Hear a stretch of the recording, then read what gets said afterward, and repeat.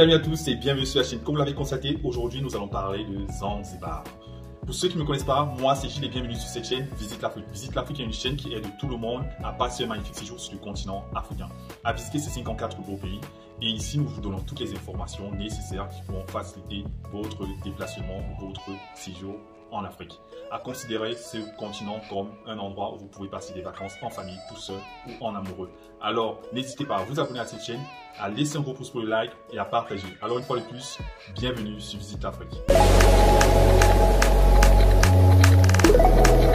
Alors, à la fin de cette vidéo, tout le monde sera désormais capable de pouvoir visiter l'archipel de Zanzibar en ayant un budget serré ou limité, si je peux utiliser les deux termes. Cette vidéo aussi vous permettra d'avoir une idée où se situe l'archipel de Zanzibar. C'est très important de savoir l'endroit qu'on cherche à visiter, où il se situe. Nous allons voir aussi comment s'en sortir, bref, quelques activités qu'on peut faire en moins de coûts. Et à la fin de la vidéo, je vais vous présenter une liste, en tout cas plusieurs listes, des citoyens qui peuvent visiter Zanzibar sans demander le visa, en demandant un visa électronique, ou alors ceux qui ont besoin de demander un visa, tout ça en fonction des nationalités. L'archipel de Zanzibar est situé sur l'océan Indien, tout à côté de la Tanzanie. L'archipel de Zanzibar fait partie de la Tanzanie. On peut voir le drapeau de Zanzibar, qui est presque similaire à celui de la Tanzanie. Tout ça forme un seul pays, la République unie de Tanzanie. Les langues parlées sur place sont le Swahili et l'anglais, qui sont les langues officielles de la Tanzanie. L'archipel de Zanzibar a 3 îles. C'est pourquoi c'est un archipel et non une île. Il faut savoir aussi que sur l'archipel de Zanzibar, la monnaie utilisée est le shilling tanzanien. L'archipel de Zanzibar a toujours été fréquenté. De nombreuses personnes sont toujours parties en vacances sur cette île qui a de très belles plages, de l'eau bleue, du ciel bleu. Mais pendant la crise du coronavirus, l'archipel de Zanzibar a subi un boom car le gouvernement tanzanien n'avait pas fermé ses frontières. Donc de nombreux touristes ont commencé à fréquenter Zanzibar, d'où sa notoriété a encore plus explosé ou encore été mise en scène et mise en avant si je peux utiliser les termes. L'archipel de Zanzibar est une très belle île qui aujourd'hui fait partie des destinations privilégiées de nombreux voyageurs et touristes dans le monde entier. De grands hôtels y sont situés. Mais comme vous le verrez dans cette vidéo, il y a la possibilité de visiter Zanzibar en ayant un petit budget ou un budget serré. De nombreuses compagnies aériennes se rendent sur l'archipel de Zanzibar. Ici, on peut citer Ethiopian Airlines, Kenya Airways, Emirates, Qatar Airways, bref. C'est facile de trouver des compagnies aériennes qui se rendent en Tanzanie et sur l'archipel de Zanzibar. Pour visiter l'archipel de Zanzibar en ayant un budget serré, il est important de voyager pendant les saisons creuses. Vous pouvez visiter Zanzibar pendant la basse saison. En général, elle se situe entre mars, mai jusqu'à novembre. C'est une période propice pour quelqu'un qui a un budget moins élevé que la moyenne des personnes qui cherchent à se rendre sur Zanzibar. À ce moment, les prix des hébergements et des vols sont au plus bas.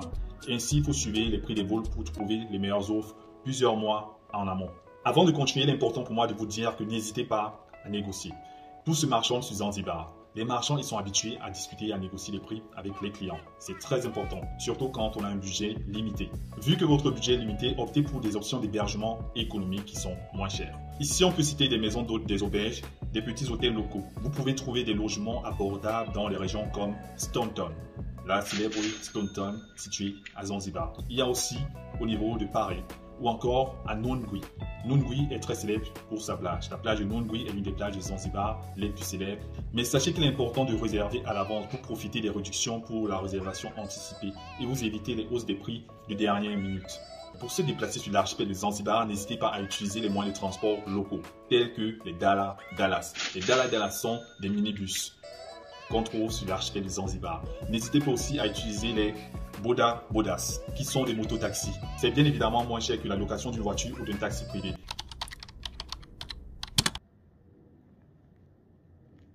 La cuisine et les mets de Zanzibar, comme celle de la majorité des îles, constituée de fruits de mer, de poissons. Sur l'archipel de Zanzibar, il y a la possibilité de manger des plats célèbres comme la pizza de Zanzibar. La pizza de Zanzibar, elle est unique. Ce n'est pas celle des Italiens, c'est la pizza de Zanzibar. Elle a son nom à elle toute seule.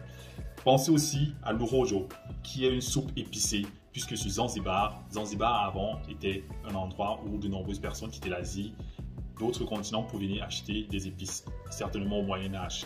Les épices de Zanzibar sont mondialement connues. C'est pourquoi vous pouvez trouver des sauces épicées comme celle qu'on appelle l'Urojo, qui est aussi très célèbre et qui est une spécialité de Zanzibar. N'hésitez pas aussi, et bien évidemment, à manger des fruits de mer grillés. Avant de continuer, n'hésitez pas à faire un tour dans la description où vous trouverez des informations pour faciliter votre séjour sur Zanzibar. Téléchargez les guides de voyage qui vous permettent de visiter les différents pays du continent africain. Toutes les informations y sont à l'intérieur. Les visas, la procédure, les hôtels, la sécurité, tout ce qu'il vous faut pour passer un magnifique séjour en Afrique et dans ces différents pays. Vous trouverez ça dans les guides de voyage. C'est aussi une manière pour vous de soutenir la chaîne. Merci. Vous pouvez aussi faire un tour sur Crayon Island pour voir les tortues géantes qui sont sur Zanzibar.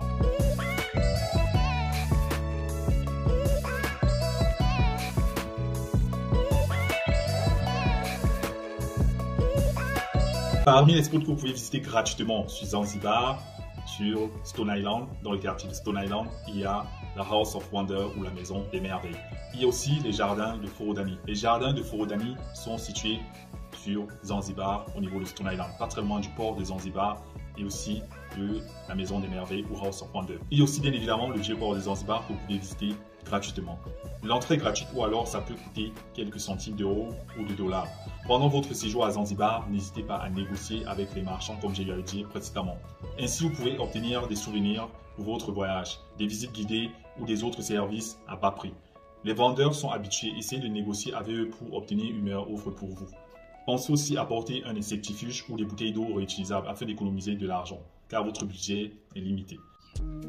Maintenant, nous allons parler des visas. Les citoyens de quel pays peuvent visiter Zanzibar, dont la Tanzanie, sans demander un visa, en ayant un visa à l'arrivée, un visa électronique, ou alors ceux qui ont besoin de demander un visa avant de se rendre sur l'archipel de Zanzibar.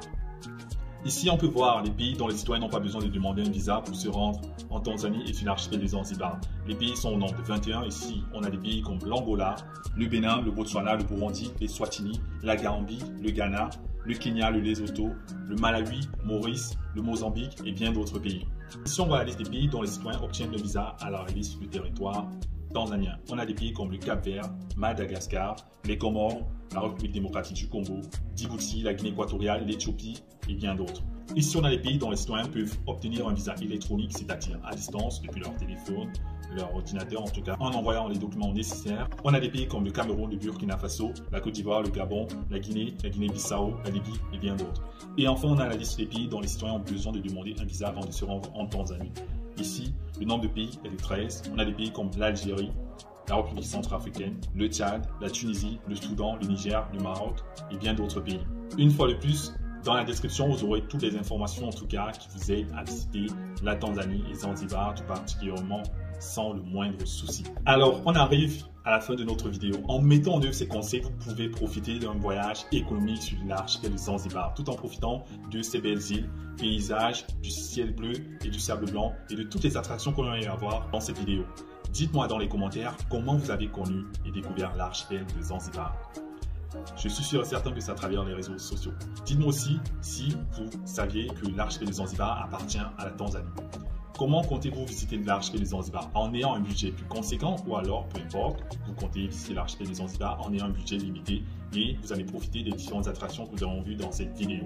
N'hésitez pas à vous abonner à la chaîne, à laisser un gros pouce pour le like et à partager. N'hésitez pas aussi à faire un tour dans la description, à télécharger ces différents guides de voyage qui peuvent vous aider et qui vous aideront certainement à passer de très beaux séjours sur le continent africain. Toutes les informations y sont pour vous aider, pour faciliter votre séjour. Et elles sont actualisées quand il y a des nouvelles décisions qui sont prises par les autorités. Alors on se retrouve très bientôt ici sur Visite l'Afrique.